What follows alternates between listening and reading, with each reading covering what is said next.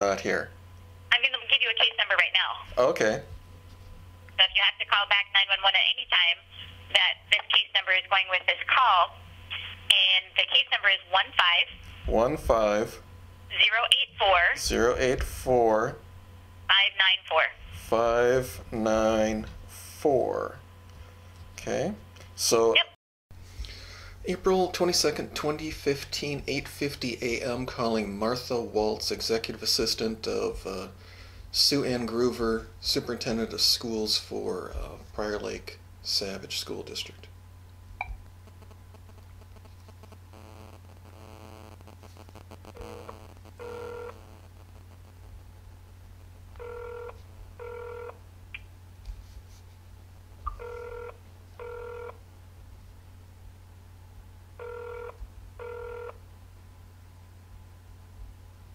Hi, you've reached Martha Waltz with Prior Lake Savage Area Schools. I'm temporarily away from my desk. Please leave a message, and I will call you back as soon as I return. Thanks for calling, and have a great day. To speak to the operator, press 0. To leave this person a message, press 1. You may start your message now. Press 0 to return to the attendant. Hello, Martha Waltz. This is Terry Nemmers, 320-283-5713. Just called a few minutes ago. I just got done speaking with Patrol Officer Robertson, badge number 485. I was given an ICR number 150845594. It's my complaint against ISD 709 Board Chair Judy Salinga Punyko and Superintendent Michael Gronseth for illegal withholding free electronic public information, specifically the affidavits of candidacy for the ISD 709 school board members. So I just wanted to give you an update so you know what's going on, so you can bring that that due diligence in your search for the new superintendent today. So anyhow, Terry Nemmers, 320-283-5713. Oh, by the way, how come Superintendent Groover never called me back? Just wondering. Bye. Okay, April 22nd, 2015, 10:09 a.m. calling Sue Ann Groover, Superintendent of Schools, Prior Lake Savage School District.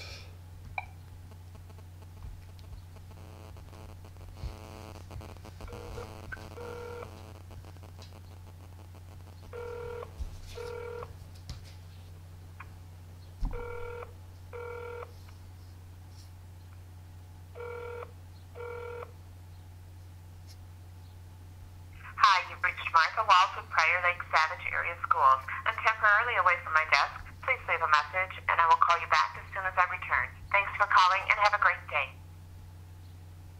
To speak to the operator, press 0. To leave this person you are being transferred to the attendant.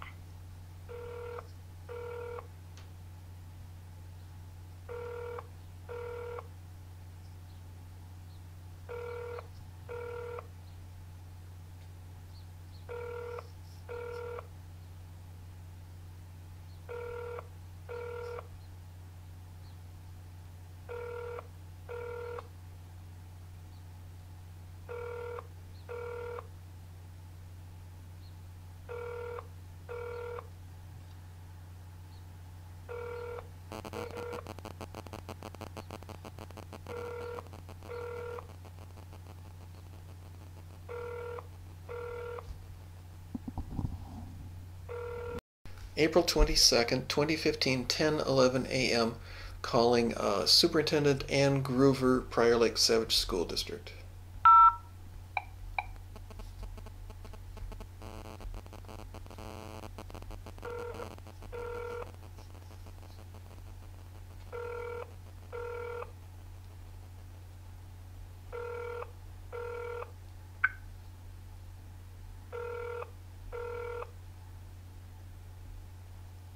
Hi, you've reached Martha Waltz with Prior Lake Savage Area Schools. I'm temporarily away from my desk. Please leave a message, and I will call you back as soon as I return. Thanks for calling, and have a great day. To speak to the operator, press 0. To leave this person a message, press 1. You are being transferred to the attendant.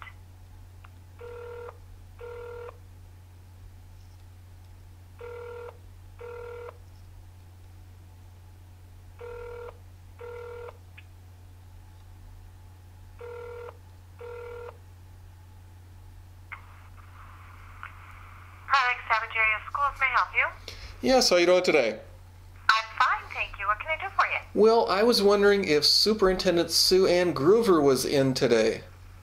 She is not. Can I take a message? Is she doing interviews for superintendent today? I'm not at liberty to speak about her schedule, sir. Okay. Well, is it possible that I could be transferred to her voicemail and leave a message, please? Yes, just a moment. Thank you.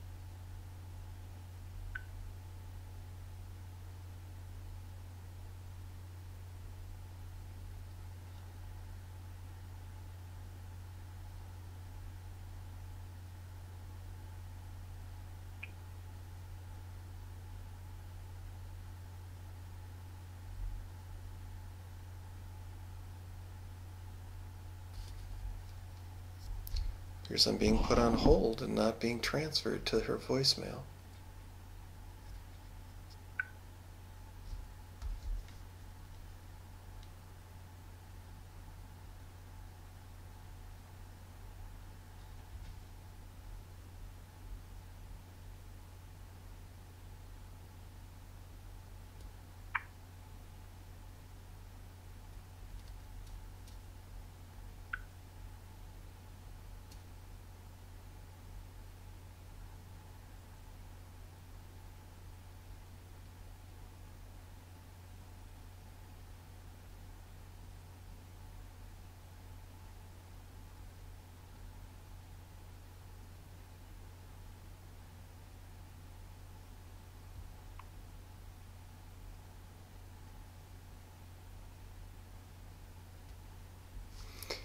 Okay, I'm done listening to nothing.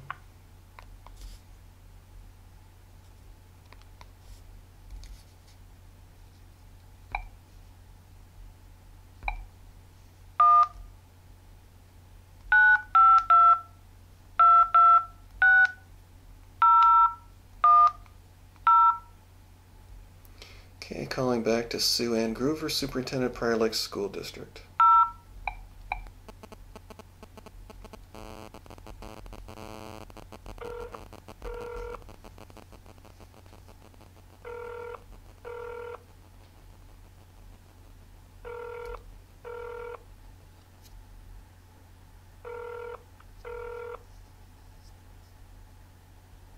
Hi, you've reached Martha Walsh with Prior Lake Savage Area Schools. I'm temporarily away from my desk. Please leave a message, and I will call you back as soon as...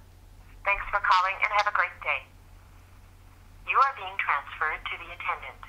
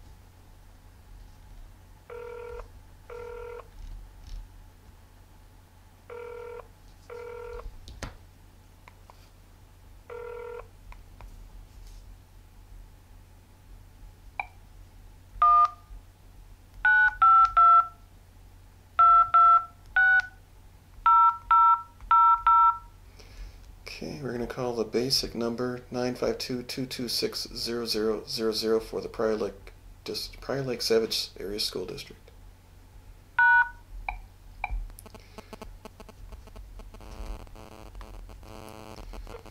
Thank you for calling Prior Lake Savage Area Schools District Services Center. Our office hours are 8 a.m. to 4 p.m. Monday through Friday. If you know your party's extension, you may dial it at any time during this greeting. For a list of departments, press 1. For a dial by name directory, press 2. To speak with an operator, press 0 now. For a list of schools, press 9. To enroll your child in school, press 1. For busing and operations, press 2. For community education services, including kids company, facility scheduling, and youth and adult programming, press 3. For payroll, accounts payable, or information technology, press 4. For human resources, press 5. Please wait while I transfer your call.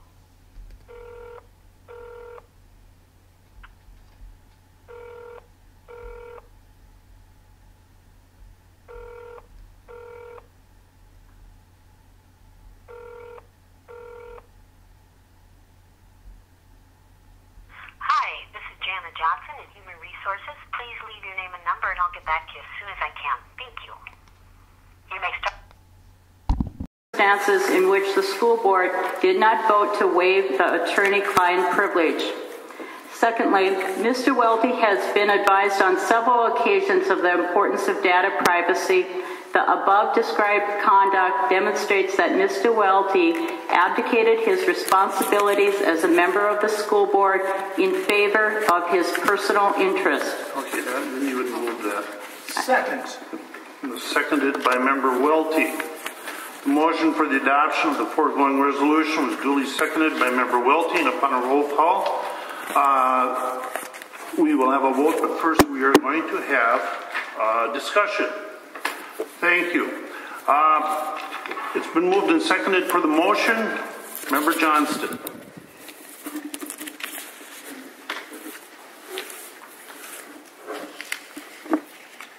I see what's going on here again. I see our attorney sitting up there making it as $25,000 or $3,000 for this trip up here. I also understand that he was the one that recommended that we throw in the racist comment for me and the charges against me. That's out of order.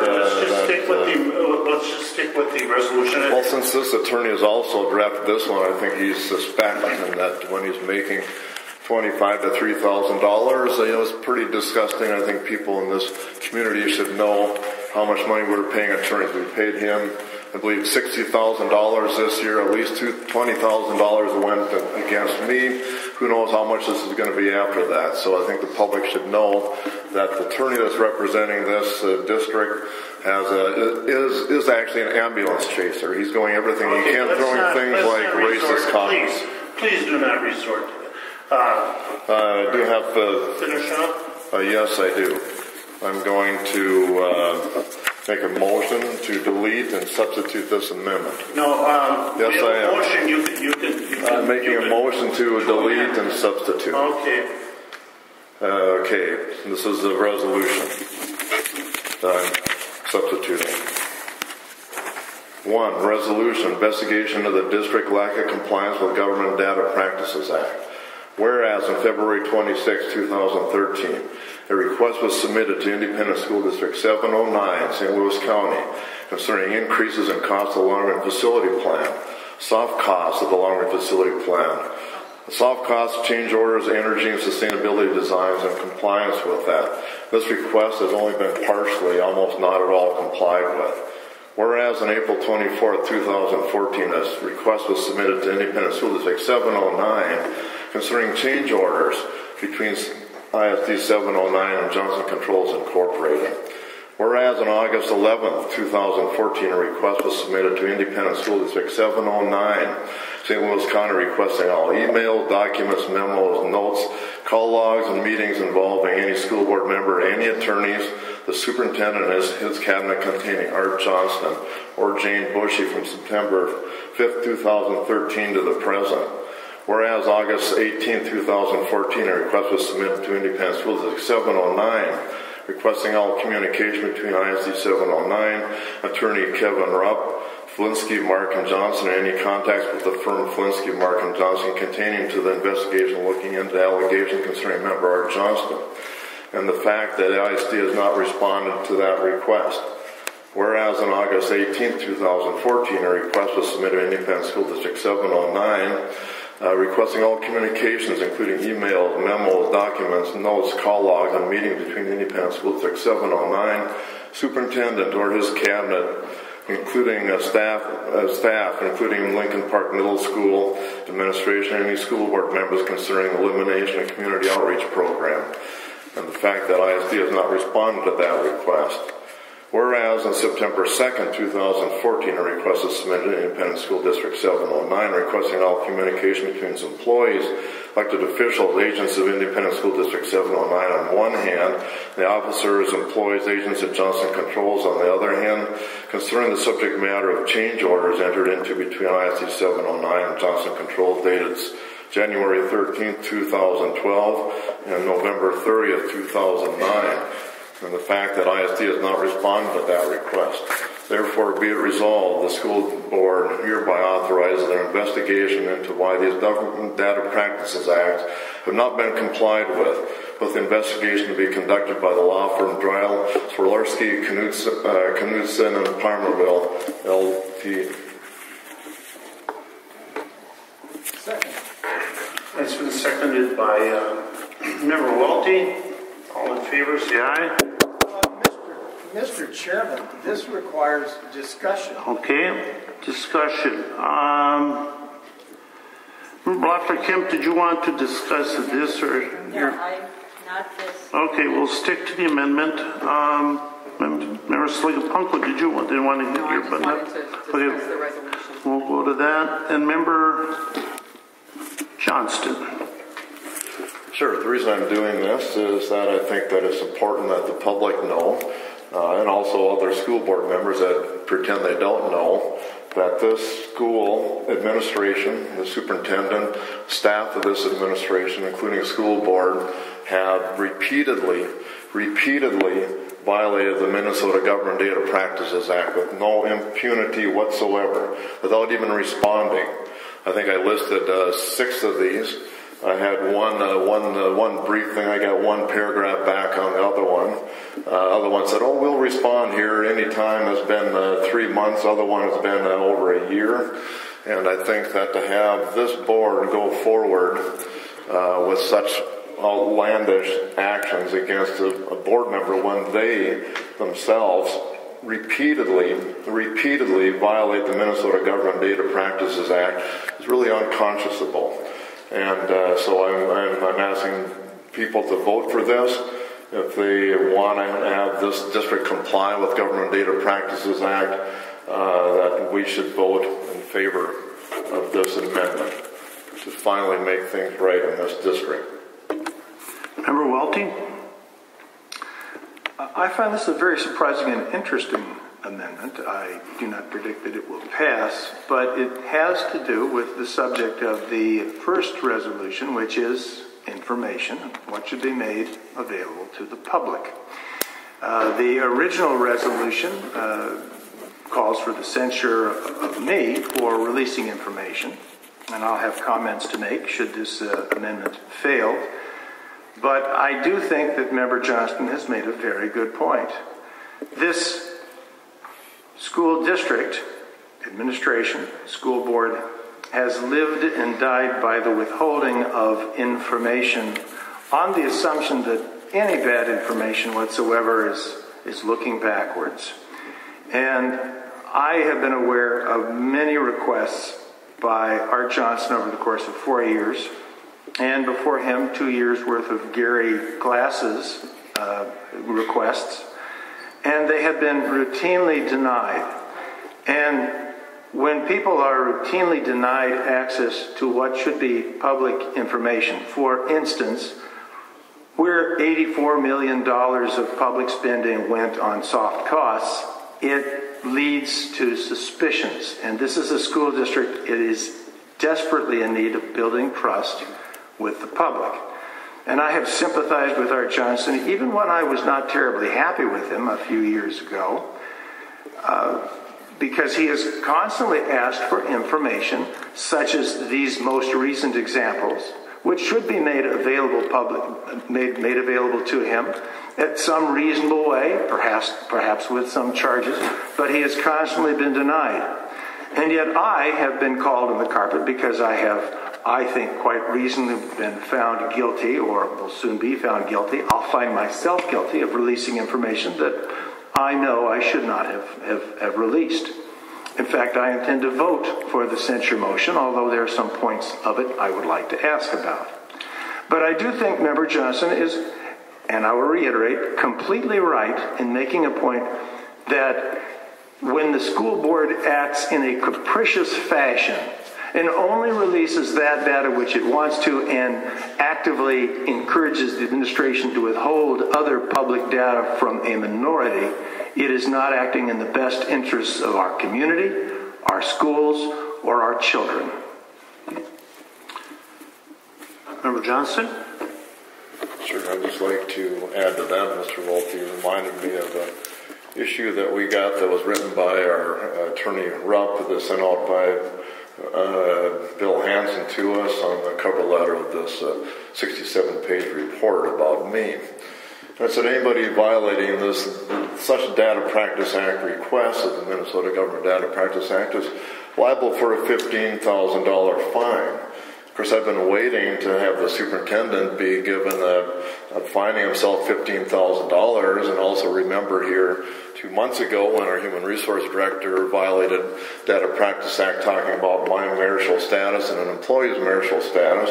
I've been expecting to get $15,000 or $30,000 the school shouldn't be having now, so I'm certainly looking forward to that. And I'm saying that somewhat facetiously because knowing this board and the superintendent, this administration, that certainly probably won't happen. But it should be happening. So instead, this board is going after Member Welty for a censorship thing. He's already admitted publicly that maybe that wasn't such a good thing to say. But I think that here we have blatant things where our own financial director says that people, two people that I mentioned, not Mr. Welty, should be given $15,000 fines, and nothing is happening whatsoever. It's been very surprising that nothing happens. But yet I hear on Saturday morning that, hey, we're going to have suddenly a meeting on Monday. I think it was done in the just of Christmas spirit, so that was really nice. I think that I would also like to make, on this one, I think that here, if we have an investigation into the superintendent, I think that is long, long overdue. And I think this would get us back on the right track as a board to have transparency, and moving forward, finally, to have some accountability and transparency, that this people in this community are really getting a little bit tired of going after the superintendent and 5 or is it 3 board members going after other ones. I think it's really unconscionable, and it would be a good statement finally to make to the public that yes, we're going to finally do something right and have an investigation into the superintendent. Member Welty?